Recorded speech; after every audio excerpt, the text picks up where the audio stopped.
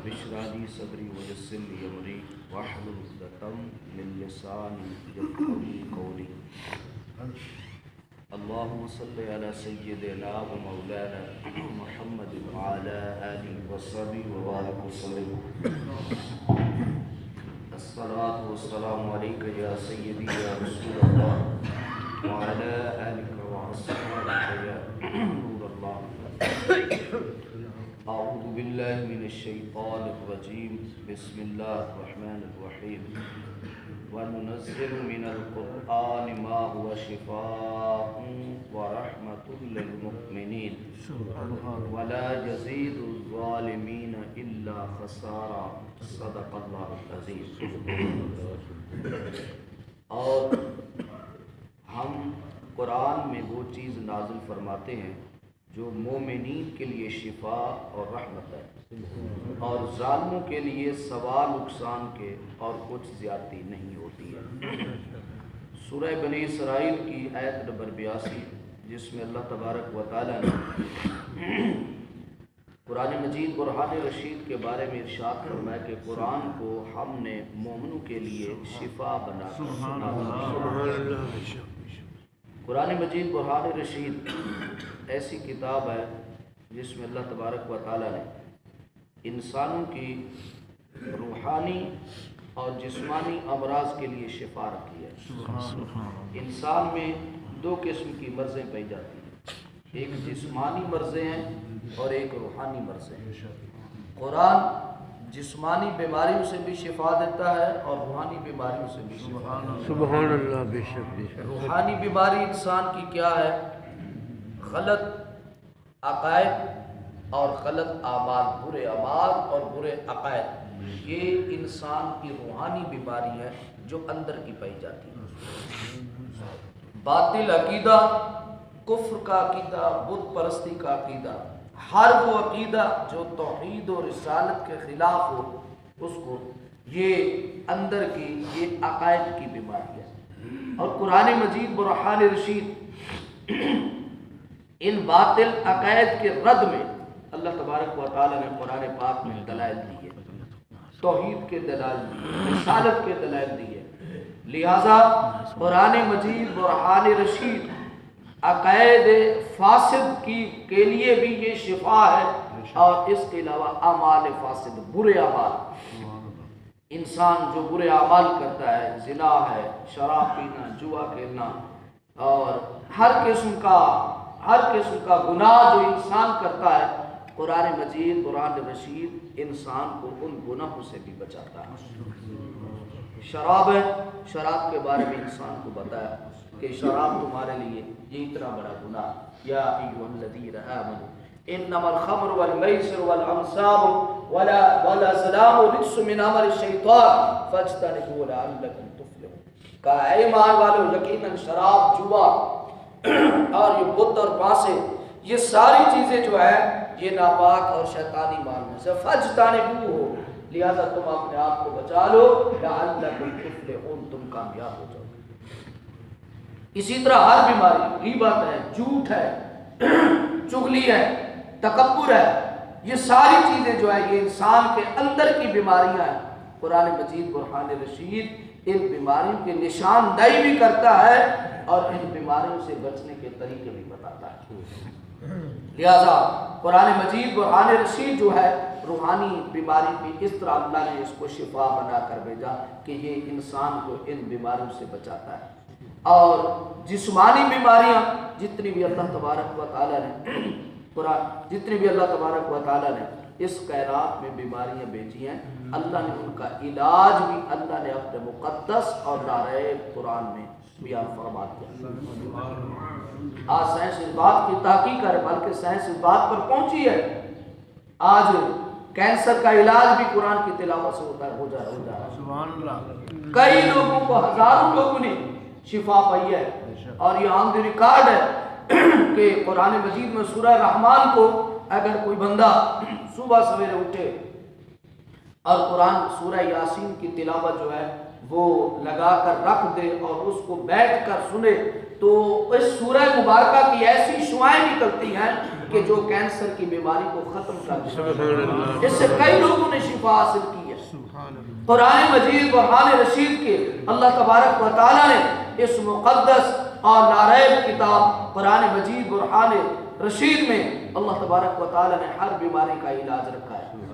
بخاری شریف کی حدیث پاک ہے، بخاری میں ہے، سنن ابو داؤد میں حدیث پاک ہے، سنن ترمذی میں ہے، سنن ابن ماجہ میں ہے، صحیح مسلم میں حدیث پاک ہے جو آپ کے سامنے عرض کر رہا ہوں، جس کے راوی حضرت ابو سعید خدری رضی اللہ تعالیٰ حدیث مبارکہ کے راوی.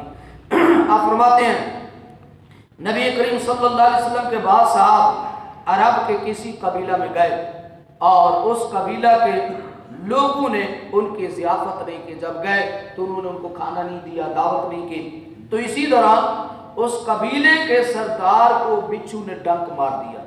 ان لوگوں نے ان صحابہ سے کہا کہ کیا تم لوگوں میں سے کسی کے پاس دوا ہے یا کوئی دم کرنے والا ہے؟ تو صحابہ نے کہا تم لوگوں نے ہماری دعوت نہیں کی تھی، لہٰذا ہم اس وقت تک تمہیں دم نہیں کریں گے جب تک تم ہمیں اس دم کی اجرت نہیں دو گے. یہ صحیح بخاری میں حدیث پاک ہے، صحیح مسلم میں، سنن ترمذی میں، ابو داؤد میں، ابن ماجہ میں یہ حدیث پاک موجود ہے. یعنی صحابہ کی ساری کتابوں میں یہ حدیث پاک موجود ہے. تو صحابہ نے کہا تم نے ہماری دعوت نہیں کی، لہٰذا ہم اس وقت تک دم نہیں کریں گے جب تک تم ہمیں اس دم کی اجرت نہیں دو گے. تو لوگوں نے کہا ٹھیک ہے کہ ہم تم ہمیں دم کر دو تو ہم اتنی بکریاں تمہیں جو ہے ہم اجرت میں دے دیں گے. تو ان میں سے ایک صحابی نے دم کر دیا. جب انہوں نے دم کیا تو اللہ تبارک و تعالیٰ نے اس کو شفا دے دی. جب شفا ہو گئی تو پھر اللہ تبارک جب اس کی شفا ہو گئی تو اللہ تبارک و تعالیٰ پھر انہوں صحابہ نے جو ہے کہا کہ اب تو، اور انہوں نے دم کر کے اپنی تھوک کے جو کچھ چھینٹے جو ہے وہ اس کی پچھو والی جگہ پر اس نے وہاں پر پھینک دیے. تو جب وہ ٹھیک ہو گیا تو انہوں نے کہا کہ بکریاں دو. انہوں نے بکریاں دے دی، لیکن ان میں سے چند صحابہ نے کہا کہ ہم اس وقت تک ان بکریوں کو اپنے استعمال میں نہیں لیں گے جب تک ہم اس کا مسئلہ حضور سے نہیں پوچھیں. کیونکہ تم نے دم کے لیے یہ بکریاں لی ہیں، اجرت لی ہے، لہٰذا ہم یہ بکریاں استعمال میں نہیں. تو صحابہ نے کہا ٹھیک ہے جا کے حضور سے پوچھ لیں گے. تو صحابہ کرام رضی اللہ عنہم اجمعین صحابہ کے حضور کی بارگاہ میں حاضر ہوئے اور آقا علیہ الصلوۃ والسلام کی بارگاہ میں عرض کیا کہ یا رسول اللہ صلی اللہ علیہ وسلم، پورا حضور کی بارگاہ میں یہ واقعہ پیش کیا. تو آقا علیہ الصلوۃ والسلام نے جب آپ نے سنا تو آقا علیہ الصلوۃ والسلام حضور مسکرا پڑے. سبحان اللہ.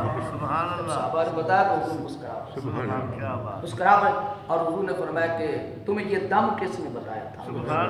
دم کیا. اور وہ صحابی نے دم کیا کیا تھا؟ انہوں نے سورۃ الفاتحہ پڑھ کر تھا. سورۃ الفاتحہ پڑھ کر حضور نے فرمایا کہ تمہیں یہ بتایا کیسے؟ تو صحابی نے عرض کیا کہ یا رسول اللہ میں نے سورۃ الفاتحہ دم کیا ہے. تو آقا علیہ الصلوۃ والسلام نے آگے کیا فرمایا؟ حضور مسکرائے تو آپ نے فرمایا ان بکریوں کو لے لو اور اس میں سے میرا بھی حصہ نکالو. سبحان اللہ. لے لو، میرا حصہ بھی نکال لو. اور یہی حدیث جو ہے دوسری روایت میں کچھ اس طرح ہے کہ آقا علیہ الصلوۃ والسلام نے پھر جب یہ کہا نا تو آقا علیہ الصلوۃ والسلام نے صحابہ نے کہا یا رسول اللہ صلی اللہ علیہ وسلم، اس شخص نے اللہ کی کتاب پر اجرت لی ہے. صحابہ نے کہا کہ اس نے تو دم کیا تھا، سورہ فاتحہ پڑھی ہے، اس نے اللہ کی کتاب میں اجرت لی ہے. تو حضور علیہ الصلوۃ والسلام نے کیا فرمایا؟ رسول اللہ صلی اللہ علیہ وسلم نے ارشاد فرمایا جن چیزوں پر تم اجرت لیتے ہو ان میں سب سے زیادہ اجرت کی مستحق اللہ تبارک و تعالیٰ کی کتاب ہے.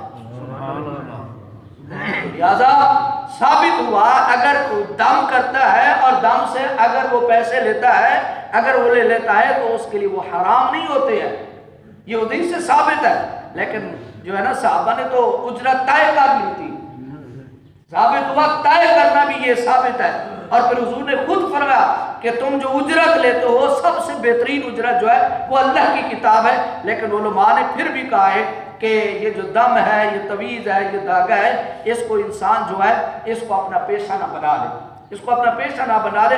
اگر کوئی دے دیتا ہے تو اس میں یہ نہیں کہ اس کا جو لیتا ہے وہ اس کے لیے حرام ہو جاتا ہے، کیونکہ حدیث پاک یہ بخاری مسلم تمام حدیث یہ چیز جو ہے ثابت ہے. اور اگلی بات جو ہے کہ حضور علیہ الصلوۃ والسلام نے اللہ نے قرآن مجید قرآن رشید کو اصل بات کرنے وقت ہے اس امت کے لیے مومنین کے لیے اللہ نے قرآن کو شفا بنا کر نبی کریم صلی اللہ علیہ وسلم نے ارشاد فرمایا کہ سورۃ الفاتحہ یہ سوائے بیماری کے اللہ تبارک و تعالیٰ نے اس میں ہر بیماری کا علاج رکھا ہے۔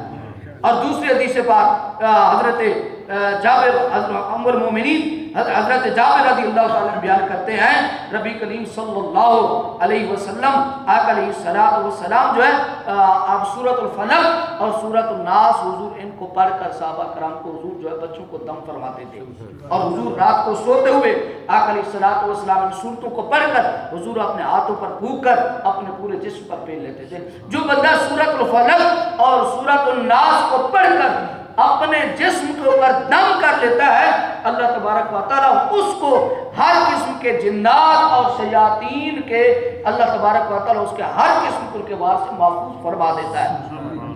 وَنُنَزِّلُ مِنَ الْقُرْآنِ مَا هُوَ شِفَاءٌ وَرَحْمَةٌ لِّلْمُؤْمِنِينَ، لیکن قرآن کہہ رہا ہے قرآن ہے مومنوں کے لیے رحمت بن کے آیا ہے۔ اس میں سے فائدہ صرف اس کو حاصل ہوتا ہے جو اللہ کے قرآن پہ یقین رکھتا ہے، اللہ کے قرآن پہ اعتماد کرتا ہے اور اللہ کے قریب اللہ کے قرآن کے اوپر ایمان لے آتا ہے، تو اللہ تبارک و تعالیٰ ہر ایمان لانے والے کو قرآن سے فائدہ حاصل عطا فرماتا ہے۔ وَنُنَزِّلُ مِنَ الْقُرْآنِ مَا هُوَ شِفَاءٌ، نبی کریم صلی اللہ علیہ وسلم نے ارشاد فرمایا کہ جو شخص جو ہے وہ قرآن سے آقا علیہ السلام فرماتے ہیں جو قرآن سے شفا نہیں لیتا ہے تو وہ کسی اور چیز سے بھی اللہ اس کو شفا نہیں دیتا ہے۔ تو قرآن سے شفا حاصل کرنے کا حکم دیا، قرآن سے شفا حاصل کرو، یہ اللہ کی کلام ہے۔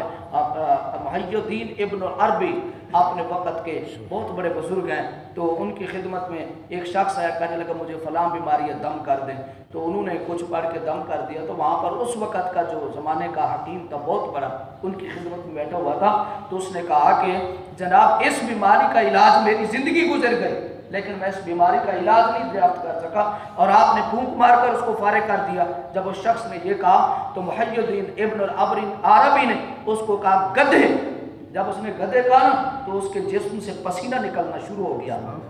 تو آگے انہوں نے کیا جملہ کہا، آپ نے کہا اللہ کے بندے میری زبان سے لفظ گدھا نکلا ہے تو تیرے جسم کے پسینے نکل گئے، اور اسی زبان سے جب اللہ کا قرآن نکلے گا تو اللہ اس جسم سے بیماریاں بھی ضرور نکال گا۔ تو قرآن اللہ نے شفا بنا کر، حضور دم کرتے تھے، صحابہ کرام دم کر کے پھونک مارتے تھے، یہ حضور سے ثابت ہے، سنت ثابت ہے۔